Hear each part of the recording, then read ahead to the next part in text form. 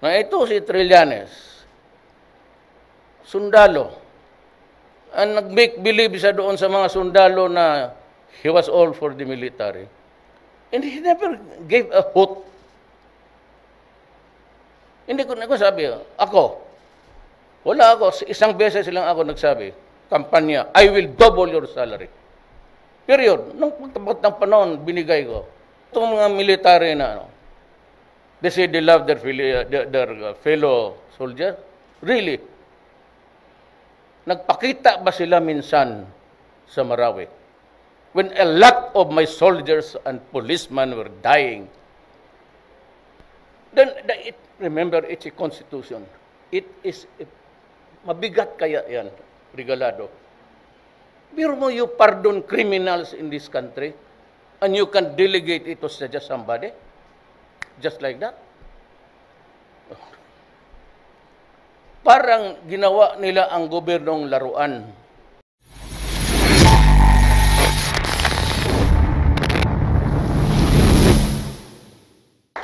Maybe I cannot but help the eagerness of the media to ask questions. May I start with CNN? Mr. President, mayroon kayong listahan? First question po is from Edith Regalado of Philippine Star. Sir, good morning po and welcome home from a very successful trip to Israel and Jordan po. Sir, while you were away, things were happening here in the city, particularly with the Trillanes issue. Is there one question is there a need for you to for a loyalty check among the military since he is from the ranks of the military, and with what is happening now, and where are we now when it comes to his case? Look, right at the beginning of my term as president, I've had several discussions, and far and between the months that followed, I've always stressed to the uniformed people of our government that they should not nurture in me or in anybody else in my cabinet and government loyalty. I said, you should focus your loyalty to the flag of the Philippines and the Constitution. Sabi ko sa kanila, prangka, sabi ko, I do not need loyalties. I was elected as president and I intend to serve. But if somehow there's anything that is really demanded of the moment, then there is no problem. Do not bring me the armor or anything. Just tell me. We can have coffee or invite you, and I will, well, anybody who is interested, I will administer you. Now, what followed, or what will follow rather, hindi ko na problema yan. So, the ministry, impeachment, mutiny, kudeta, lahat. Well, ako magtrabaho lang. Kung ayaw ng Pilipino, di talang, bababa ako. Walang problema yan. Hindi ko ipapasubo itong mga to na magpatayan. Kasi armed forces, pati police, magkaharap nan, hindi naman ako. So why would I sacrifice the lives of people, my own countrymen, to do this? We can go somewhere else. But for me to order to shoot at each other, I will not do it. Maghanap na lang kayo ng ibang presidency. I will not do it. And I do not, I said time and again, this is about siguro the nth time.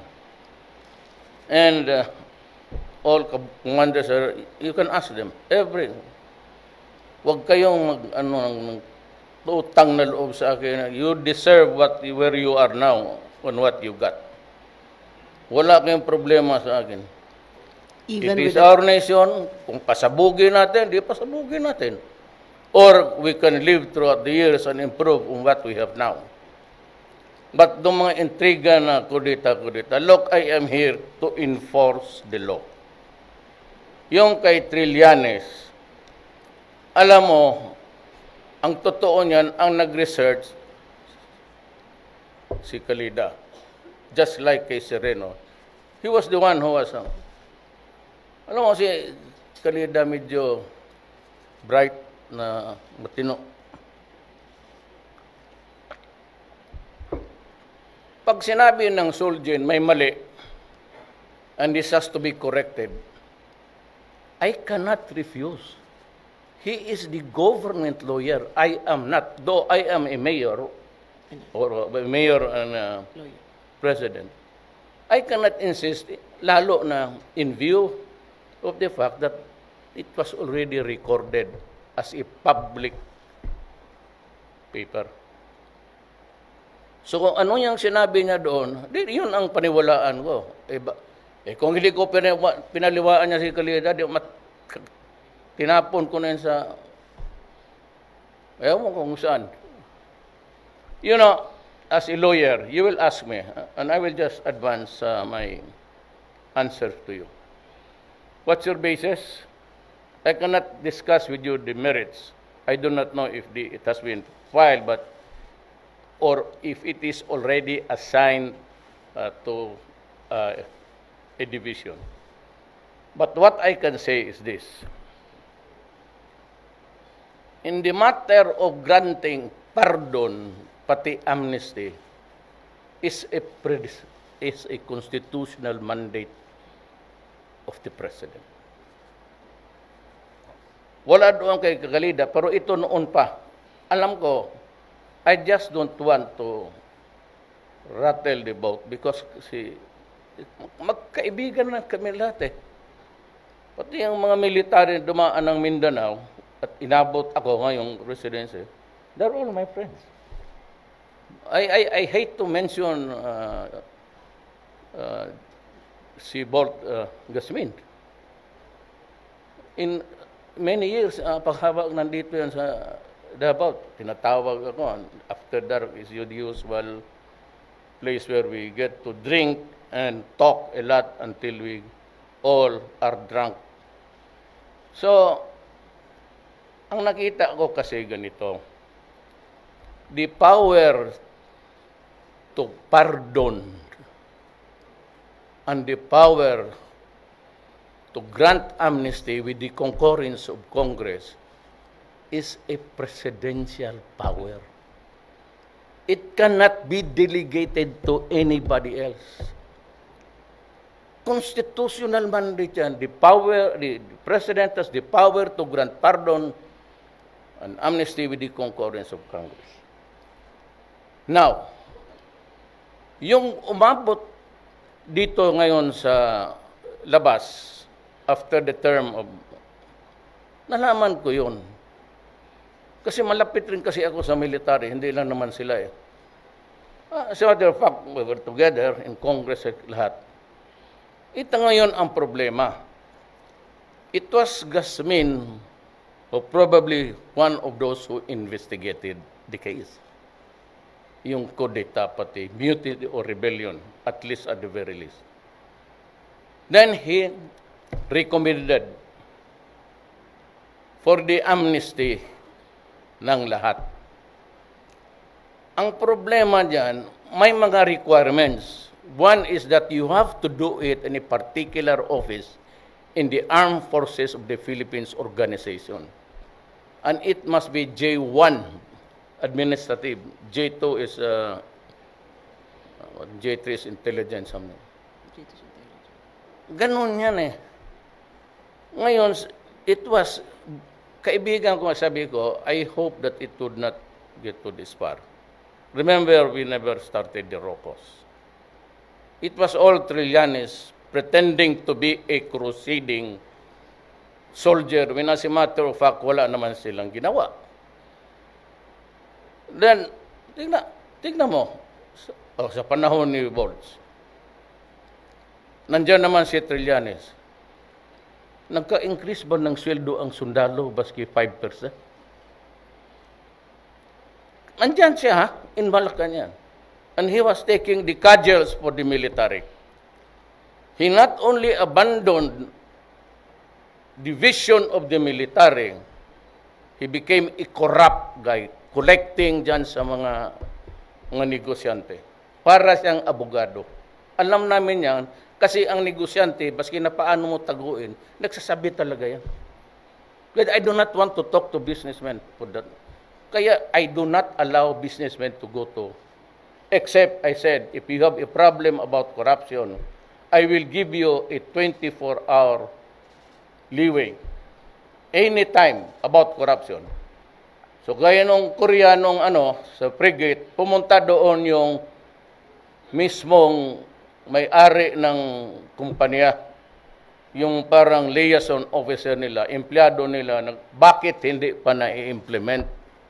And that was why si Bongo wrote a letter sa legal, for legal to hear it and pass on whatever is the result of the investigation. Sabi ko, magkaakyat kayo. Na ito si Trillanes, sundalo. Ang nag-make believe siya doon sa mga sundalo na he was all for the military. And he never gave a hoot.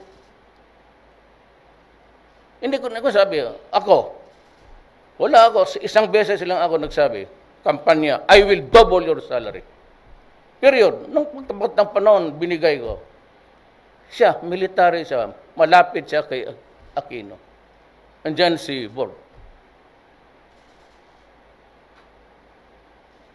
Ngayon itong mga military na, they say they love their fellow soldier. Really? Nagpakita ba sila minsan sa Marawi? When a lot of my soldiers and policemen were dying, pumunta lang ba sila doon to sabi, I condole with you? Yan pag sabi mo, nagmamalaki sa sundalo. And always, all the time, tatakutin ang kako pati. We have mga mangmista ko. Is that how low you can get? Is the military that empty? Natakutin ko lang sa mga mista niya kasi hindi ko na gusto ng mga sundalo.